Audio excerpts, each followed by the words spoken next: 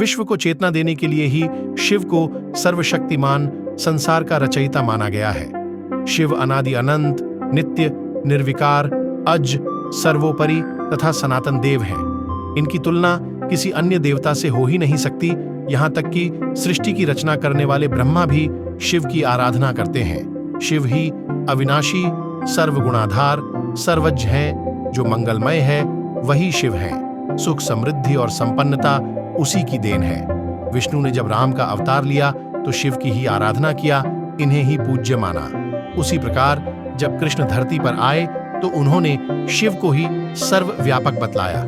कैलाश पर्वत के शिखर पर भगवान शंकर ध्यान मग्न तप में लीन थे।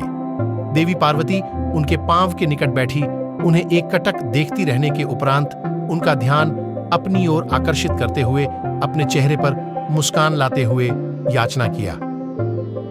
हे दीनों पर दया करने वाले मेरे इष्ट देव प्रभु, दया के स्वामी, कृपालु, क्षण भर के लिए मेरी विनती पर ध्यान दीजिए। आपका एक भक्त इस पर्वत के नीचे शिलाखंड पर बैठा कठोर तपस्या में लीन है।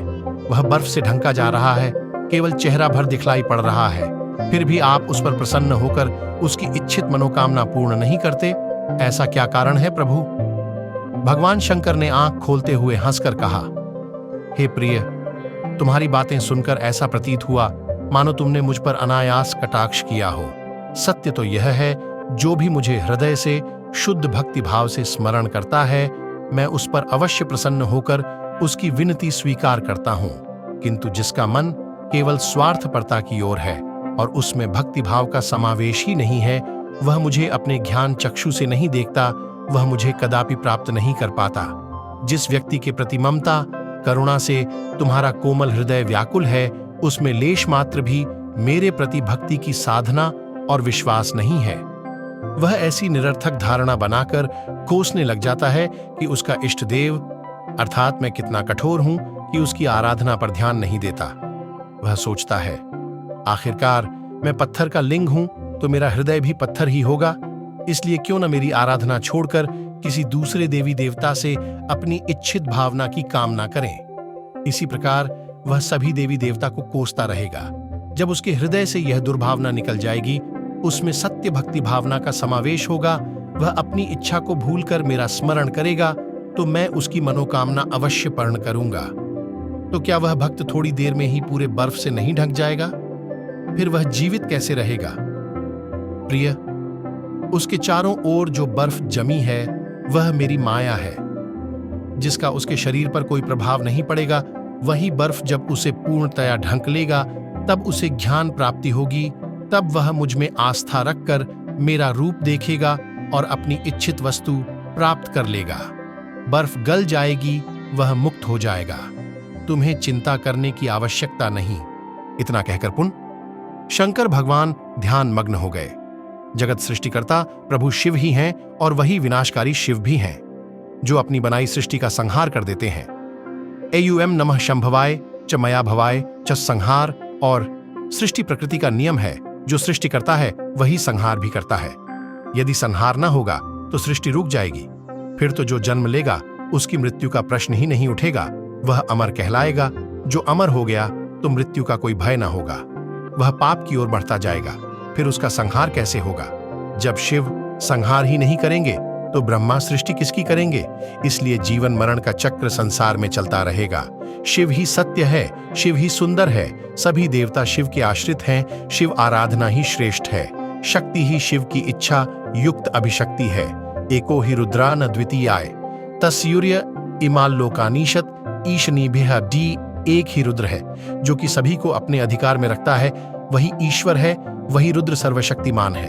एत एव त्रयो देवा, एत एव त्रयो ग्रयः, एत एव त्रयो वेदा, एत एव त्रयो गुणा। तीन देव ब्रह्मा, विष्णु और महेश, यज्ञ की तीन अग्नियां, आहवनीय, गार्हपत्य, क्रव्यादि, तीन गुण सत्व, रज, तम, ये सब एक ही तत्व पर आधारित हैं। भौतिक सृष्टि, चेतन सृष्टि, स्थिति पालन कर्म और वासना का वर्णन, प्रलय और मोक्ष का निरूपण, भगवान और देवताओं का पृथक पृथक कीर्तन, ये ही पुराणों के वर्ण्य विषय हैं। शिव की शक्ति का प्रचार करके लोगों में परमार्थ की भावनाएं जागृत कराना शिव पुराण का उद्देश्य रहा है। दूसरे देवताओं को जहां मिष्ठान, पकवान, व्यंजन आदि की आवश्यकता हुई, वहां शिव बिल्वपत्र, धतूरा जैसे सामान्य पूजन सामग्री से प्रसन्न हो गए। इस प्रकार शिव शंकर भोलेनाथ का चरित्र परम उदार, परमार्थ, परायण और अपरिग्रही प्रमाणित होता है। इसीलिए ऐसे पूज्य इष्ट देव की देवता और दानव पूजा करें तो उसी कारण वह सर्वशक्तिमान शिव कहलाता है। कभी कभी लोगों में भ्रम पैदा होता है कि ब्रह्मा विष्णु महेश में सर्वोपरि कौन है। शिव पुराण के अनुसार सृष्टि पूर्व जगत जलमय था, हर ओर अंधकार व्याप्त था। उस जल से जो तेज निकला वह परमेश्वर के ज्योतिर्लिंग रूप में जल में प्रकट हुआ। वही परमेश्वर परम शिव कहे गए। उस लिंग से एक महाशक्ति उत्पन्न हुई जिसे प्रकृति और महामाया नाम दिया गया। उन दोनों से महाविष्णु की सृष्टि हुई और विष्णु की नाभि से महापद्म उत्पन्न हुआ जिसके 5 मुख थे, ब्रह्मा कहलाया। उन्हीं के साथ कमल पर सरस्वती का जन्म माना गया। ब्रह्मा ने चारों ओर जलमय देखा तो ओंकार का जप किया जिससे विष्णु ने उन्हें दर्शन दिया। ब्रह्मा ने पूछा, तुम कौन हो? विष्णु ने उत्तर दिया, मैं विष्णु हूं, तुम ब्रह्मा हो, मेरी नाभि उत्पन्न हुए हो, इसलिए तुम सृष्टि की रचना करो। ब्रह्मा ने अपने को विष्णु से बड़ा माना, इसलिए उन्होंने घमंड में आकर कहा, तुम मुझे आदेश देने वाले कौन हो? दोनों की वार्ता सुनकर परमेश्वर ज्वालालिंग के रूप में ब्रह्मा और विष्णु के मध्य प्रत्यक्ष हुए। दोनों ने उस ज्वालालिंग का आदि और अंत पता लगाना चाहा, किंतु दोनों निराश हुए।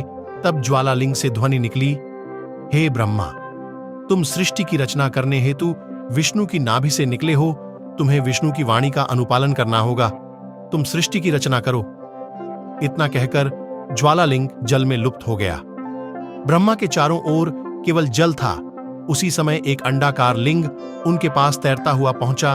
उसमें एक ओर सुराख से एयुएम शब्द निकला। ब्रह्मा पता लगाने उस छेद के द्वारा अंदर चले गए। पुनः जब निकले तो उनका केवल 4 मुख था। वह अंडाकार लिंग 2 भागों में बंट गया। एक नीचे के भाग पर पृथ्वी बनी, ऊपरी भाग पर गगन मंडल आकाश के रूप में बदल गया। जल सूखता गया। फिर ब्रह्मा ने सृष्टि रचना शुरू कर दिया। उसी समय महान तेज के साथ शिव प्रकट हुए। शिव ने बतलाया, मैं शिव हूं, रुद्र हूं, तुम जो सृष्टि रचोगे उसका पोषण और संहार में करूंगा। मेरे प्रकाश से सबको जीवन मिलेगा। इस प्रकार परमेश्वर शिव के रूप में उत्पन्न हुए। ब्रह्मा, विष्णु ने शिव को ईश्वर माना। शिव का पार्षद भूत प्रेत ही हैं।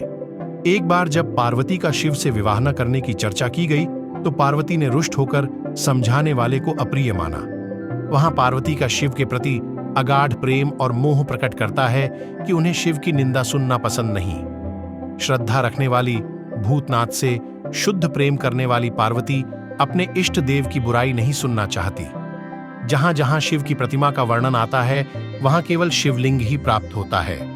जैसे सौराष्ट्र में सोमनाथ, श्रीशैल में मल्लिकार्जुन, उज्जैन में महाकाल, ओंकार में अमरेश्वर, हिमालय में केदार, डाकिनी में भीमशंकर, काशी में विश्वनाथ, गौतमी तट पर त्रयंबक, चिताभूमि में बैद्यनाथ, दारुकवन में नागेश, सेतुबंध में रामेश्वर, शिवालय में घुष्मेव, हरिद्वार के कणखल में दक्षेश्वर, महादेव आदि भगवान के समस्त लिंगों की संख्या बतला सकना असंभव होगा। संसार में उनका पूर्ण रूप से वर्णन नहीं किया जा सकता। अस्तु समस्त भूमंडल लिंगमय शिवमय ही है। हर तीर्थ स्थान में शिवलिंग ही पर्याप्त है। भगवान शिव का लिंग पृथ्वी, स्वर्ग, पाताल सर्वत्र विद्यमान है और देव, असुर तथा मनुष्य द्वारा पूजित है। देवी पार्वती शिव की आराधना उपासना में लीन थी। भगवान शंकर ब्रह्मचारी ब्राह्मण रूप धारण कर उनकी परीक्षा लेने गए। वृद्ध ब्राह्मण का शरीर धारण कर अपने तेज के प्रकाश से प्रज्वलित तथा मन से प्रसन्न दंड तथा छत्र धारण कर पार्वती के निकट तपोवन में पहुंचे। पद चाप से पार्वती की तंद्रा भंग हुई, ध्यान टूटा। सम्मुख अद्भुत तेजस्वी रोम युक्त अंगों वाले परम शांत रूपकारी युक्त उस ब्राह्मण का दर्शन किया। पार्वती ने ब्रह्मा की ब्रह्मचर्य से युक्त वृद्ध और जटा एवं कमंडल धारण किए हुए देखकर अत्यंत प्रीतिपूर्वक अर्चना किया और समुचित सत्कार किया। फिर पार्वती ने प्रश्न किया, हे वेद ज्ञाताओं में परम श्रेष्ठ ब्राह्मण देवता, आप इस ब्रह्मचारी रूप में कौन हैं? आपका यहां आने का अभिप्राय क्या है जो इस वन को प्रकाशमान कर रहे हैं? शिव ने उत्तर दिया, महादेवी, मैं स्वेच्छा से विचरण करता तपस्वी ब्रह्मचारी दूसरों की मनोकामना पूर्ण करता हूं। मुझसे आपकी यह दशा देखी नहीं जाती।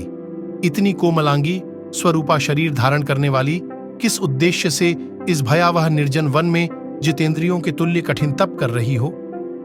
मेरे इस शरीर का जन्म गिरिराज हिमवान के घर में हुआ। इसके पूर्व मैं प्रजापति दक्ष की आत्मजा थी और भगवान शंकर की पत्नी हुई थी, परंतु पति की बात न मानकर मायके में पिता द्वारा अपमानित होकर अग्नि में अपना शरीर त्याग दिया।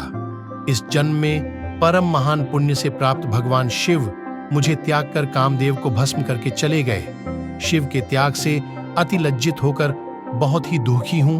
उन्हें प्राप्त करने हेतु तप कर रही हूं। मेरी तपस्या मन, वचन और कर्म द्वारा साक्षात शिव स्वरूप पति देव को पाने के लिए है। अन्य किसी देवता में मेरी कोई आस्था नहीं है। शिव ने कहा, समस्त देव, ब्रह्मा और विष्णु को त्याग कर एक शिव को ही अपना पति बनाने की इतनी कठोर तपस्या करना व्यर्थ है। मैं तो रुद्र को जानता हूं, बैल पर सवारी करता है, विकृत आत्मा वाला, जटाधारी, अकेला रहने वाला परम भक्त। ऐसे वैरागी में मन लगाना शोभा न देगा। उसका स्वरूप तुम्हारे रूप सौंदर्य के विपरीत है। मुझे तो अच्छा प्रतीत नहीं होता। इस प्रकार शिव ने अपनी अनेक प्रकार से निंदा की। पार्वती ने उग्र रूप धारण करके गुस्से में कहा, हे ब्राह्मण, तू शिव की निंदा करता है, इसलिए मार देने योग्य है। हे मूर्ख, तू बड़ा धूर्त है। कैसे ब्रह्मचारी बनकर यहां आ गया है? तूने भगवान शिव की निंदा की है, इसलिए मुझे क्रोध आ गया। तू शंकर से सर्वथा बहिर्मुख है। तू ब्राह्मण कहने योग्य नहीं। तूने असत्य कहा कि तू शिव को जानता है। शिव तो सर्वोपरि सबके स्वामी है।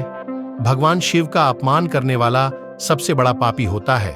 तू यहां से तुरंत चला जा, अन्यथा मैं ही किसी दूसरे स्थान पर तपस्या करने चली जाऊंगी। इस पर भगवान शिव शंकर ने अपने उसी रूप को दिखलाया जिसका ध्यान पार्वती अपने मन में बसाए थी। भगवान शिव ने कहा, हे शिवे, तुम्हें अब कहीं और जाने की आवश्यकता नहीं है। मैंने तो तुम्हारी परीक्षा लिया था। तुम्हारे दृढ़ भक्ति से अति प्रसन्न हूं। यह कहकर शिव ने पार्वती को अंगीकार कर लिया। शिव को सप्तमुखी कहा गया है, जो ईश्वरीय रूप कहलाता है। तत्पुरुष, अघोर, सद्योजात, वामदेव, ईश्वर, नीलकंठ आदि स्वरूप हैं। भगवान असंख्य रूपों में प्रकट होते हैं, इसलिए उसे असंख्य नामों से संबोधित किया जाता है। जिस प्रकार आकाश के सितारे दिन में नहीं दिखलाई पड़ते, उसी प्रकार भगवान शंकर का रूप कोई नहीं देख सकता। उस ईश्वर को देखने पाने हेतु माया और अहंकार का त्याग कर भगवान शंकर का स्मरण करना होगा। किसी न किसी रूप में वे अपने भक्त पर प्रसन्न होते हैं। शिवलिंग केवल एक शिलाखंड नहीं, बल्कि शंकर का प्रारूप है, जो हर शिवलिंग में व्याप्त रहता है। समस्त कामनाओं का त्याग कर शिव पूजन करें तो साक्षात शिव पद की प्राप्ति होगी।